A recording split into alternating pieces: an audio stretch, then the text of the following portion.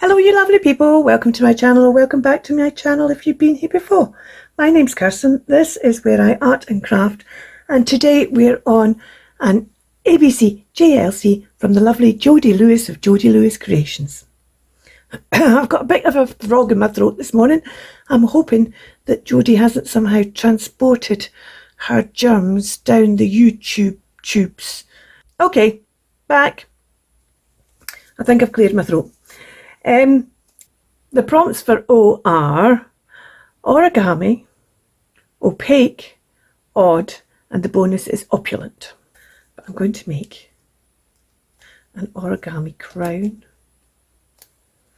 and you can do it like that. That's just ordinary origami paper. It happens to be lines, stripes. You can do it with metallic papers. Metallic papers are a lot harder to use, so unless you're a confident origami, and then I wouldn't necessarily suggest you do it without metallic papers, although it gives a good crown effect. If you don't have origami paper at all, you can even use book paper. This just happens to be Japanese book paper. And so what I'm thinking is I'm going to have 3 crowns maybe somehow. So you can see all 3 of them. So that's odd. It's an odd number, 3. And then I'm going to decorate this front crown with jewels and things to make it opulent. And among those jewels and things, I'm going to use some opaque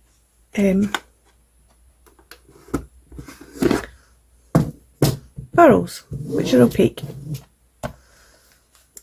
So Jodi said she was doing a simple make. This is pretty simple as well. I'm also going to use this underneath, giving it more opulence. So it's sitting on this bed of gold. So I'll stick that on first, I think.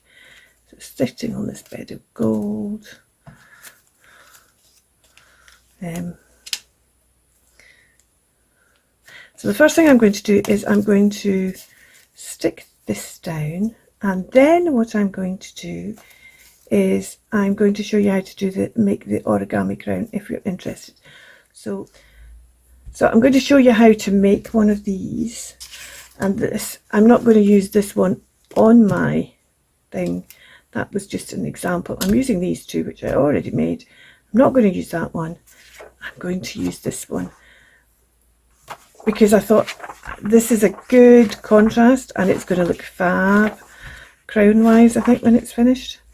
So what you want as these points, as it were, you need those points on the inside when you start your fold.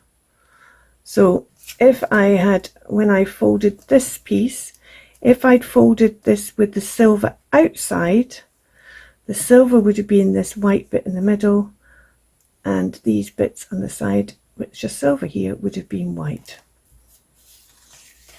So the first thing you need to do is you need to decide which way you want. I want this yellow to be like gold points here, and I want this purple to be like the luscious purple velvet they sometimes have in the middle of the crown.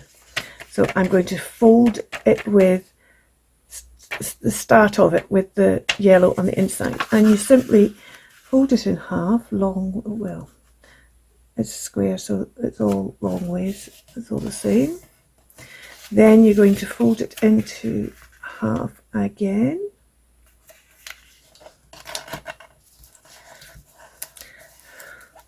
Then you're going to fold this into half again, and yes, you'll see a little bit of the yellow because you're folding folds on fold, but don't worry about that. And you're folding this bit in to the center here. Right, so your first set of folds are folding in half, opening up, folding in.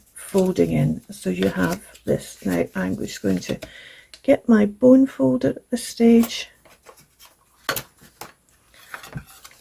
and just run it over to crisp up those lines, but in particular the corners. Okay, now what I'm going to do now is I'm turning it so that the opening is towards me. I'm going in at the side and I'm holding that up. I'm running my finger down that crease there. If you run your finger down your crease, you'll find that what will happen is it will pop open, and you want that fold to lie on that crease. And the bit you're going to have to watch is the top corner there. And that's another reason why, if you run your finger along, and then I'm folding that over the other side. I'll repeat that on the other side so you'll see it again. If you just try and do it like that, sometimes you'll just go, oh, in fact, it's done it beautifully. See how that's not going to go down? But if you do it by having it up and then running your finger down, you'll find it will pop out. And you should get a nice clean point at the top. Have it measured along there. And then fold it over like so. Then you're going to take this bit at the bottom, which is 2 flaps, and you're going to fold the flap up to the top, turn it over and fold this flap up to the top. And we'll burnish that down again. So what you're going to do is, this is the flap you've just folded up. This top corner here, which has got the opening there, and this is a folded corner, you're going to take this point and you're going to take it down to this line along the bottom and get it as neat along that line as you can, so you've got a lovely sharp point there, and crease that up. You're then going to see, I normally do these two together, but I think I'm going to do them all separately for you because it's the same thing 4 times. Lift it up again, and like you did on the other side, you're going to open this up. So let's turn it around so you can again get your finger in there, because it will help you get a cleaner fold, and just run your finger along that. The temptation is to try and do it from the outside, but if you run your finger along the inside there, see how that automatically starts to go down, and just gently make sure it's gone down at the bottom, and then line that crease there with that fold on the inside. And we'll, right, then what you're going to do is you want to have this bit here, this side, you've got this side and you've got this side. This side you want to be tucked under here, so you're going to bring this up. This valley is going to become a mountain and go underneath there, and this mountain is going to become a valley, and just be careful with your point, and then just slide that underneath there. So you've got, if you like, you've got a fan with 2 bits there. This one is going under there like so, and then you've got this wee purple bit still showing. Fold that down over there, unfold it and just tuck it in underneath. It will stay in underneath, no problem whatsoever. So that's your first one done. That's this bit here. So now what we're going to do is we're going to do the same on the other side. We take this point, bring it down to the bottom, get a nice point at the end there, turn it round, open it up, run your finger down along inside as far as it will go, and then just gently with your other finger press so you get the point on the other side. Then you're wanting this to become a valley, this to become a mountain. So just push that down in there, bringing that round there. And you see, this is what can sometimes happen. So just if that tries to happen, just gently, gently, gently, so that it then goes in nice and crisp. And then we'll just fold this last wee bit over here, and that bit goes in there. And so you now have that point there, that point there. So you've got these two side points. Ignore this bit in the middle. I know it's got a wee flat top, that's not going to matter because that's not going to be that bit in there. And what we're now going to do is turn it over and do the same on this side. Now if you've got it, I'm just going to continue to do it as I did before, because for those of you that are wanting to do it and learning it, then it's helpful to have it often. So you're taking the point down and creasing that.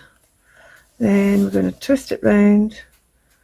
We're going to put our finger in there and just run it along that, and then just use our other finger just for the end bit when your finger runs out, and make that crease continue along that line. So now what we're going to do is we're going to make this mountaintop a valley and this valley a mountaintop. So you just put your finger behind and let that happen. Just making sure it's nice and crisp. Use just before you finally put it down. And then this little bit that's left here, fold it in. Then we're going to do the same this side, this point. I'm going to bring it down along this line here, getting a nice point there. Then open it up.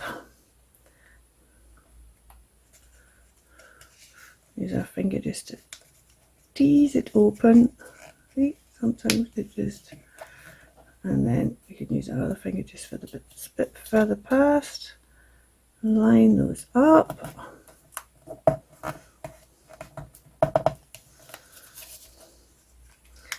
Mountains to become a valley, valleys to become a mountain. So that one comes up that way, goes in there, and it just suddenly will just pop round for you if you've got a nice crisp fold to start with, and then you're folding this last bit over there, and let's tuck it in there out of the way. You've done that on both sides. You've got this. Now the next thing you're going to do is down at the bottom you've got an opening, and you want to pull that opening apart and push your, oh, I've just torn that, I didn't mean to do that, that wasn't very smart. And you're just going to gently, and you end up with a, get that far, and then we just go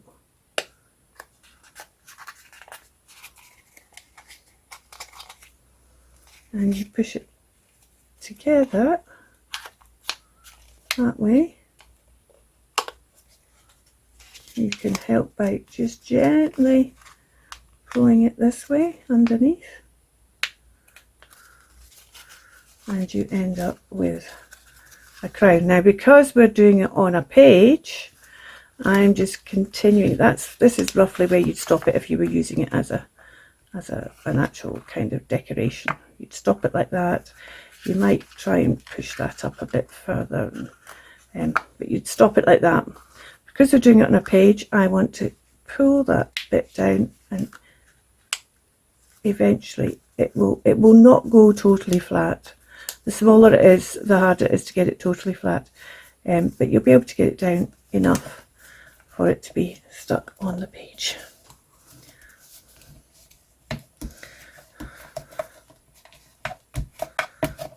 Just because this is going on the page, I'm going to now burnish it down to make it as flat as possible. I haven't burnished these ones down, but I'm going to do the same with these ones as well, just to make it as flat as possible. The good thing about metal ones is you can get them really flat, but you can see there I've struggled to get that corner to be sharp. Metal can be a bit of a pain. This is Japanese book page, which is very thin, almost thin like origami paper. I just quite like the fact it was Japanese book page I was using, because of the whole origami thing. I'm going to cut this off now because this has dried and it actually stayed on better than I thought it might. Right, this is what happened. I was driving along and suddenly went, oh, origami crown. That's something that's opulent. And it covers the origami. And then I thought, oh, I can do an origami. And then I thought, no, do 3 origami crowns because that's opulent, because it's more than one origami crown. So it covers the origami and odd and opulent. So what I'm going to do is, we might allow this one to peek up, I think. I've not had very many things peeking out, but I think I might allow this one to peek up. And we'll put this one here. And then we'll put this one over like that. Yeah, we can have that one peeking out the side. We can have that one peeking up the top, and then this one down the bottom. I'm going to stick these 2 on so they've got time to set, and then we'll decorate the other one.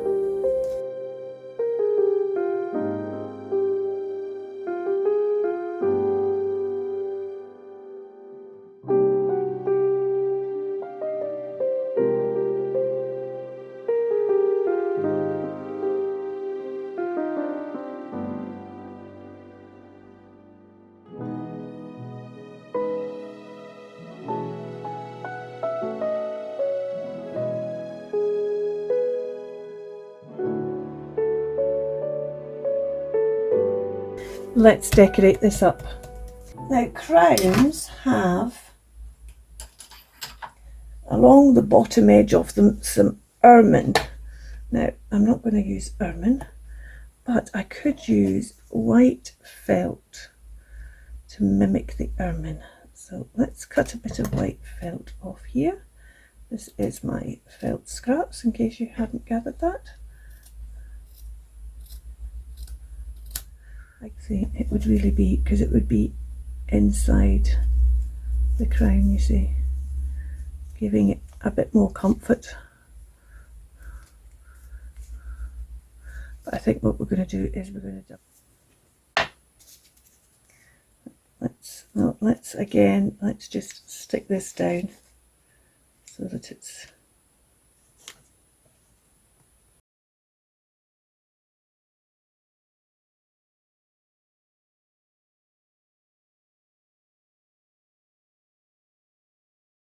now. The other thing I got out was I've got this. I'm wondering, can I put a row of them on there, or would that just defeat the purpose?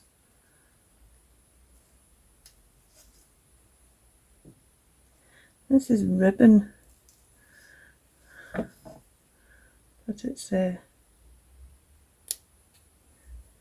great for just cutting off.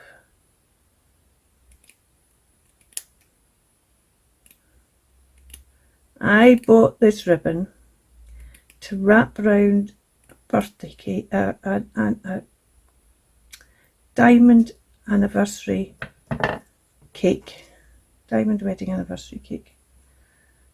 And it's been one of those things that, oh, see, yes, look, now doesn't that look opulent? All those diamonds along the ermine. Now what's usually along the ermine is little black flecks, but we're making a really opulent crown like that. So let's get some. Now I've got to use some pearls for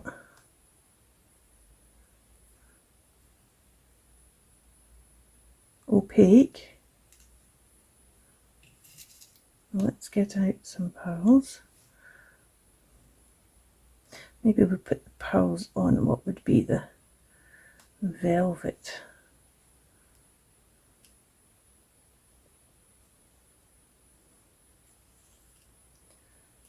We'll put 3 pearls on because 3 is an odd number. Oops. Oh, should get me pencil out, shouldn't I? That'd be sensible.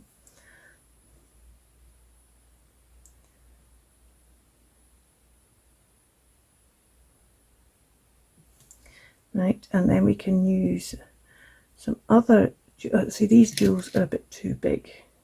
Well, maybe they aren't, if it's opulent. Now maybe I should do a big one on the top there.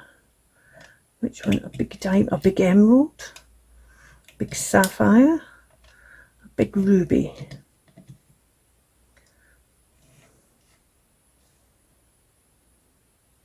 Big diamond on the top there. Or, see, I don't have,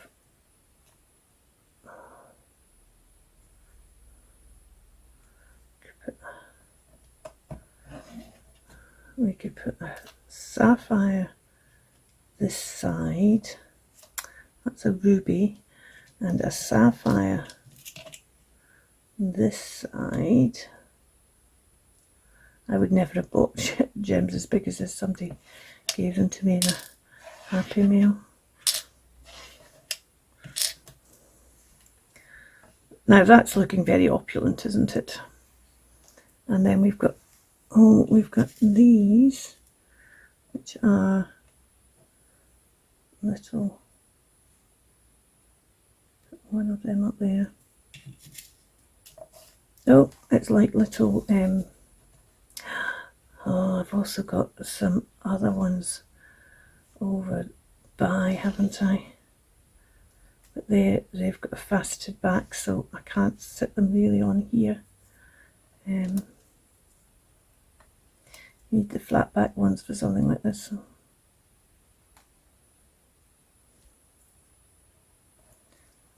So put those in those pointy bits. They're like yellow diamonds or something.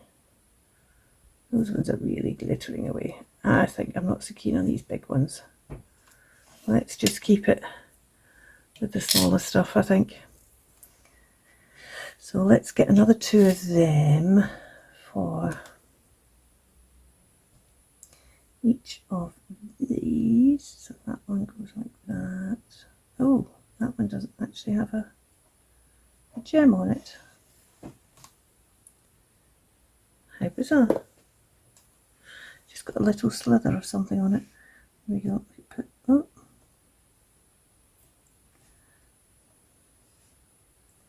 That's on there. I was thinking I would put 2, 1 in each, because that's like there's one on the other side there, but actually I think that's not going to work. Let's just put 1 on there, 1 on there, and we'll bring these pearls down a bit. So we can put 1 in the middle, and we've still got 5. We've still got our odd number. Or do we put it down the bottom? I think we put it down the bottom, do you know? I think we put it down the bottom. Put it down there, like that. Or maybe that's where I put the big gem instead. Right, I know what I'm doing with those pearls, so let's not worry about them. Maybe I put the big gem down. Oh, yes, actually. Should we put a big sapphire there? That works better. And what should we put? Sapphire, diamond.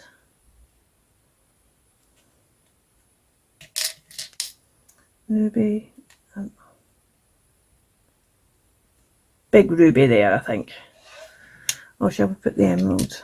Because I'm really not keen on that red. That red's kind of a bit orangey for opulence. Yeah, let's put an emerald, big emerald. Right, so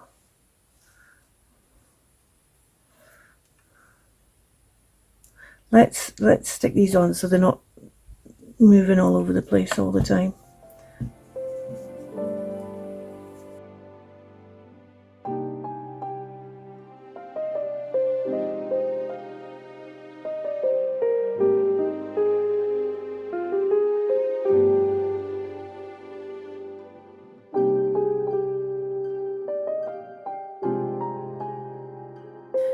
Okay, I have lots of these little, some of them are way too little. Don't have any. Oh, I've got some of these, but these are not really jewels. I just need to turn some of these over, and I'm just going to put a selection of these to trying to keep it odd on. Not going to use the white, not going to use the yellow. I'm going to use the blue and the red mainly, I think.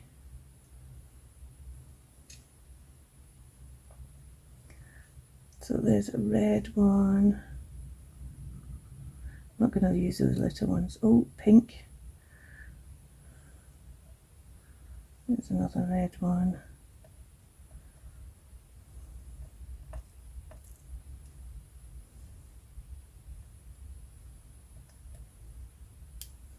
Yeah, I've got some of these as well, haven't I?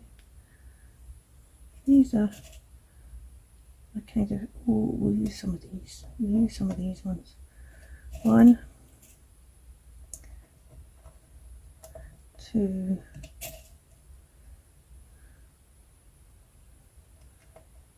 3,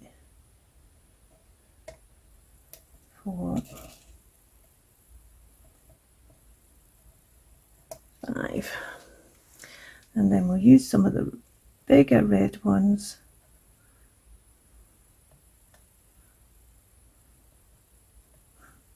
These are so fiddly. So fiddly. There's a bigger red one. Let's see and see if we can find some of the bigger blue. The thing is, these blue ones aren't very dark blue, they're quite peely valley blue. It's more a blue topaz than a sapphire. 2, there's another one there. 3. Should we use, let's get some of the green ones as well. 1. Could use the pink, because that would be like a pink sapphire, wouldn't it? Oh, shall I use the pink like a pink sapphire?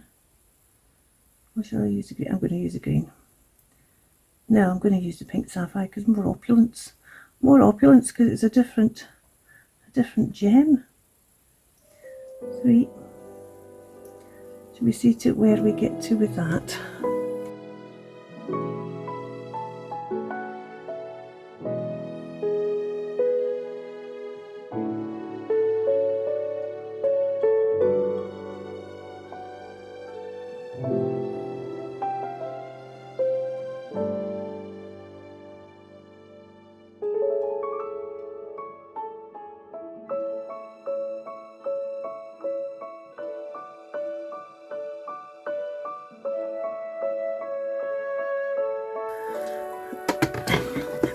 This is a bit odd, to say the least. It's not really me in lots of ways. I know I have these gems and bling and stuff, but it's not really me.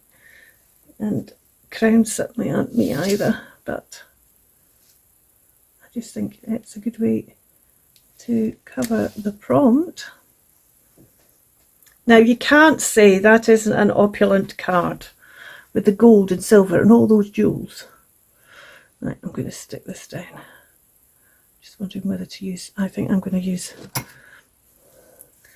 Fabri-Tac 3-in-1 beacon, whatever you want to call it, because I've got a feeling it's going to need some to get through, hold it on, get through the dimension, because it's going to be heavy and then hanging. Let's just put this on. I'm not taking it to the edge because it will seep out, no doubt. If I did, then it might still seep out even though I'm not taking it to the edge. Right, let's put that on there. Again, I think we might put it at a bit of an angle, close to that hole as I can. Put the top back on that.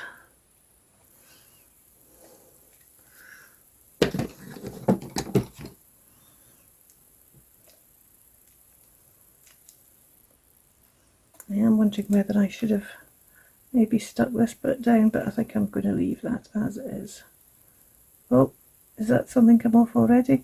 1, 2, 3. No, that was one that I didn't put away.